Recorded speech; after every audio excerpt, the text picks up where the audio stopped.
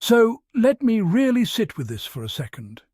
Somewhere in Windsor or Kensington, or whichever carefully curated royal bubble he woke up in that morning, Prince William allegedly had a totally spontaneous, organic, definitely not reactive thought. He wakes up, scrolls through the news cycle, sees Harry and Meghan quietly volunteering with their kids. No drama, no flashbulbs, no royal rota scrambling. Just real-life humans doing real-life service. And suddenly it's DEFCON 1. Because after endless speeches, panels, patronages, and carefully worded concern, homelessness becomes urgent, immediate, photogenic, and not just homelessness, but homelessness. The Diana homelessness. The remember my mum homelessness. The same shelter, same age, same symbolism homelessness. Funny how inspiration arrives right on cue, isn't it? And voila, Prince George is suited up, but not suited, we're casual now. Apron tied, cameras perfectly positioned, royal rota gently nudged. The drop is delayed just long enough to step squarely on the Sussexes' Christmas messaging, because heaven forbid Harry and Meghan get to exist in December without being counter-programmed. You know, William giving the woman a shoulder massage creeps me out. More hands-on with someone who is not his wife in front of his son. Meanwhile, Harry is across the Atlantic, unbothered, moisturized, probably wearing sneakers that have seen things, packing food boxes like a civilian. Archie's asking uncomfortable questions. Lily's absorbing empathy without a press release. No palace aides whispering about optics, no headlines screaming, "Hare learns compassion." Just parenting, just presence, just, ah yes, Diana. The ever-available emotional support narrative. William's most dependable card, now upgraded to ultra-high definition with surround sound. This time, there's no subtlety at all. We are spoon-fed the symbolism. Same shelter Diana visited. Same age William was, same path, same steps, same guestbook. The reporting all but nudges the reader with an elbow. Diana's name is reverently highlighted like a museum artifact. George is guided, gently, lovingly, deliberately, to sign right next to it. Lineage, continuity, optics secured, and then the record scratches. George reportedly asks, and suddenly everything stops. Because what do you mean? Not my grandma, not your mum, not the lady whose picture is literally everywhere in this institution. Just Diana, like a name pulled from a history worksheet. If this visit was truly about legacy, remembrance, and emotional continuity, why does it feel like the child missed the briefing? Harry's children know Diana through stories, photographs, intention. William's heir meets Diana through choreography. One feels lived in, the other feels staged, and the moment exposes the truth. This wasn't about passing down memory. It was about recreating imagery.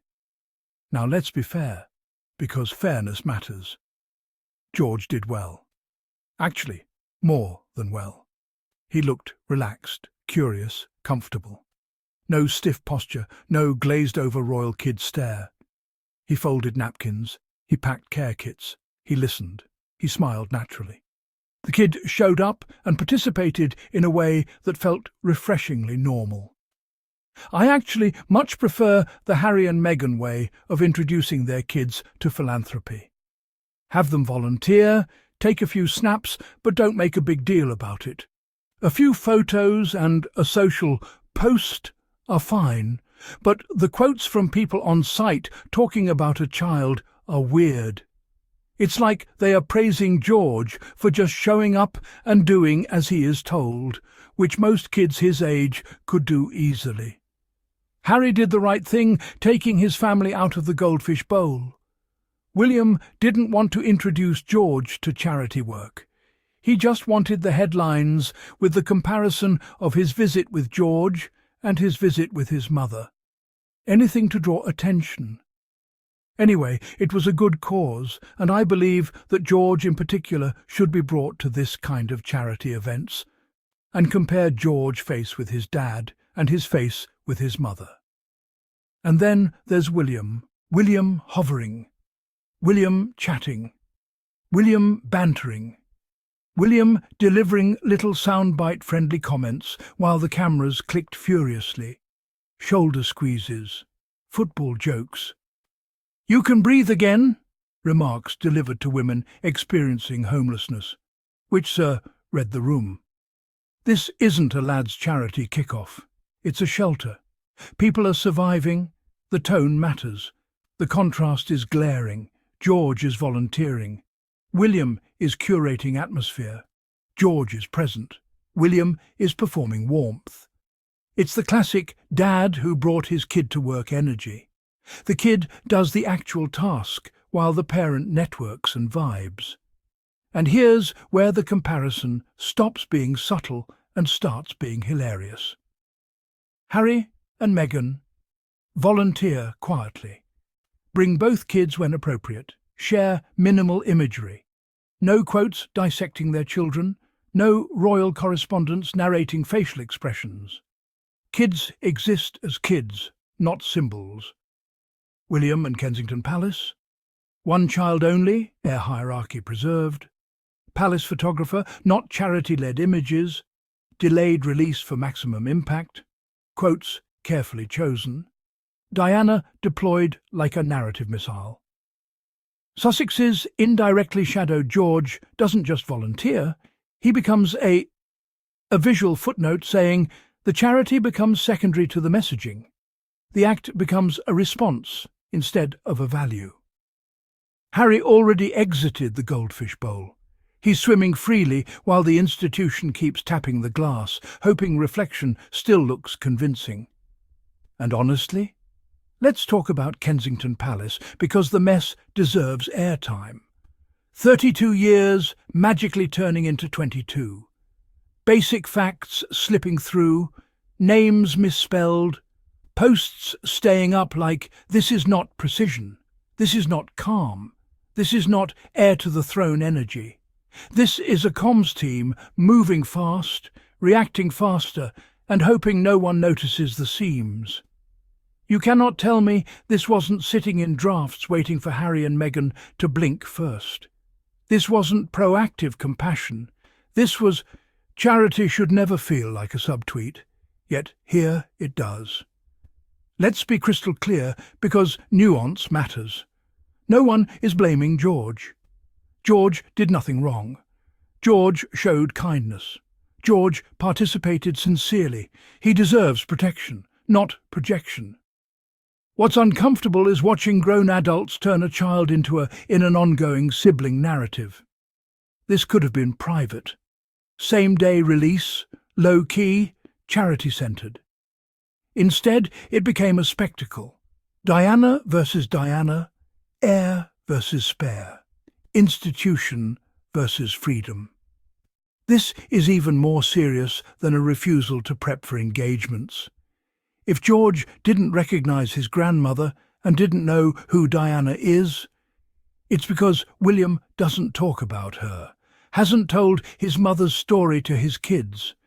It's because William has rarely showed a photograph of Diana to the kids.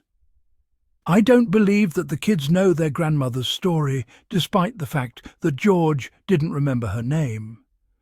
William has probably never talked about Diana's charitable work. I hope he was embarrassed, even within himself, about George's question. Wow. Compare that with Harry, who has made sure that his babies are able to recognize Grandma Diana. If I'm not mistaken, he's put a photo of his mother in Archie's bedroom. I bet he's done the same for Lilibeth. Harry has kept his mother alive in his heart, and he's doing his best to kind of make her present in the imagination of his children. By the way, can you just imagine the explosion in the tabloids if it was Archie who had asked, "Who is Diana?" And here's the kicker. Every time William tries to mirror Harry, he accidentally validates Harry's exit. The comparison only exists because the institution insists on it. Harry didn't respond. Harry didn't brief. Harry didn't clap back. Harry didn't rush drop a competing narrative. Because when you're actually living your values, you don't need to scramble for relevance. William wanted headlines. Harry already moved on. And that, squaddies, is why this doesn't feel like charity. It feels like mic dropped.